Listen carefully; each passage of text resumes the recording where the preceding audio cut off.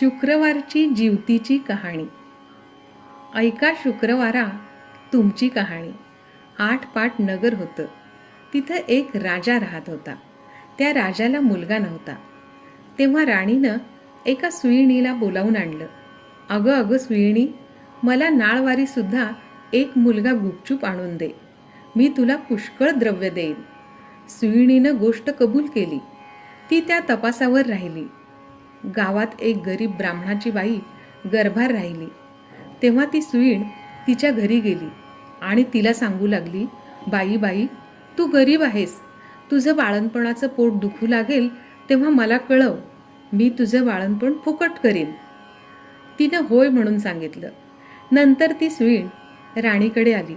बाईसाहेब बाईसाहेब, आपल्या नगरात अमुक अमुक गरीब ब्राह्मणाची बाई गरोदर आहे. तिला नुकताच 2रा महिना लागला आहे.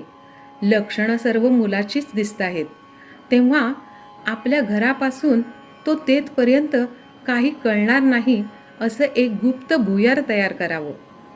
आपल्याला दिवस गेल्याची अफवा उठवावी. मी तुम्हाला नाळवारीचा मुलगा आणून देईन.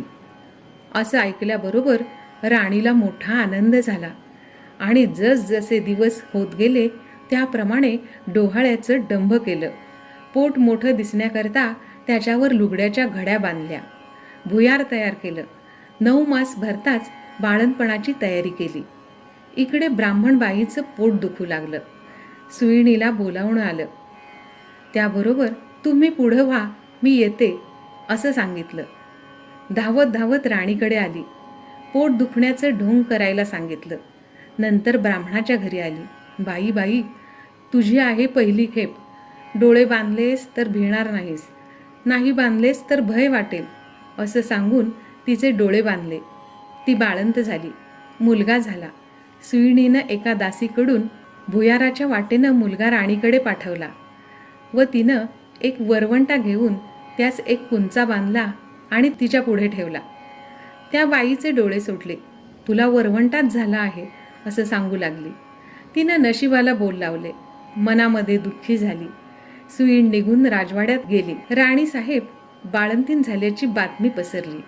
मुलाचं कोड कौतुक होऊ लागलं. इकडे ब्राह्मण बाईनं नेम धरला. श्रावण मासी दर शुक्रवारी जीवतीची पूजा करावी आणि नमस्कार करून म्हणावं, जय जीवती आई माते, जिथं माझं बाळ असेल तिथं खुशाल असो असं म्हणून तिनं तांदूळ उडवावे. ते ह्या मुलाच्या डोक्यावर पडावे. हिरवं लुगडं नेसणं, हिरव्या बांगड्या लेणं वर्ज, कारलीच्या मांडवाखालून जाणं वर्ज केलं, तांदळाचं धुणं ओलांडणं बंद केलं. याप्रमाणे ती नेहमी वागू लागली. इकडे राजपुत्र मोठा झाला. एके दिवशी बाहेर फिरायला निघाला. त्या दिवशी ती न्हावून आपल्या अंगणात राळे राखीत बसली होती. तेव्हा याची नजर तिजवर पडली. हा मोहित झाला व रात्री तिची भेट घ्यायची म्हणून निश्चय केला. रात्री तिच्या घरी आला. दारात गाय वासरू बांधली होती. चालता चालता राजाचा पाय वासराच्या शेपटावर पडला.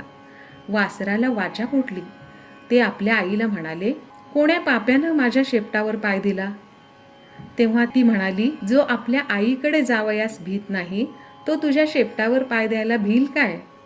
हे ऐकून राजा मागे परतला आणि घरी येऊन आपल्या आईपासून काशीस जाण्याची परवानगी घेतली. काशीस जाऊ लागला. जाता जाता एका ब्राह्मणाच्या इथे उतरला. त्या ब्राह्मणाला पुष्कळ मुलं होत होती, पण ती 5वी-6वीच्या दिवशी जात होती. राजा आला त्या दिवशी चमत्कार झाला. 5वीचा दिवस होता. राजा दारात निजला होता. सटवाई रात्री आली आणि म्हणू लागली, कोण ग मेलं वाटेत पसरलं आहे? जीवती उत्तर करते, अगं अगं, माझं ते नवसाचं बाळ निजलं आहे. मी काही त्याला ओलांडू देणार नाही. मुलगा आज जाणार म्हणून त्या मुलाचे आईबाप चिंता करीत बसले होते. त्यांनी हा संवाद ऐकला. इतक्यात उत्तर रात्र झाल्यावर ब्राह्मणाने येऊन राजाचे पाय धरले. तुमच्यामुळे आमचा मुलगा जगला. आजचे दिवस मुक्काम करा अशी विनंती केली. राजाने ती मान्य केली. त्याही रात्री याप्रमाणे प्रकार झाला. 2रे दिवशी राजा चालता झाला. इकडे यांचा मुलगा वाढता झाला. पुढे काशीस गेल्यावर यात्रा केली. गयावर्जनाची वेळ आली. पिंड देतेवेळी ते घ्यायला 2 हात वर आले. असं होण्याचं कारण त्यानं ब्राह्मणांना विचारलं.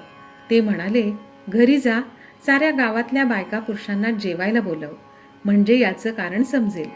मनाला मोठी चुटपुट लागली. घरी आला, मोठ्या थाटानं माउंद केलं. त्या दिवशी शुक्रवार होता. गावात ताकीद दिली, घरी कोणी चूल पेटवू नये, सगळ्यांनी जेवायला यावं. ब्राह्मणीला मोठं संकट पडलं. राजाला निरोप धाडला, मला जिवतीचं व्रत आहे, माझे नेम पुष्कळ आहेत, ते पाळले तर जेवायला येईल. राजानं कबूल केलं. जिथं तांदळाचं धुणं होतं ते काढून तिथं सारवून त्यावरून ती आली. हिरव्या बांगड्या भरल्या नाहीत, कारल्याच्या मांडवा खालून गेली नाही. दरवेळेस जिथं बाळ असेल तिथं खुशाल असो असं म्हणे. पुढे पानं वाढली, मोठा थाट जमला. राजाने तूप वाढायला घेतलं. वाढता वाढता ही ज्या पंक्तीत बसली होती तिथं आला. तूप वाढू लागला. ईश्वरी चमत्कार झाला. बाईला प्रेम सुटून पान्हा फुटला. तिच्या स्तनातून दुधाच्या धारा फुटल्या. त्या ह्याच्या तोंडात उडाल्या. तो हातची तपेली ठेवून रुसून निजला. काही केल्या उठेना. तेव्हा आई गेली, त्याची समजूत करू लागली. तो म्हणाला, असं होण्याचं कारण काय?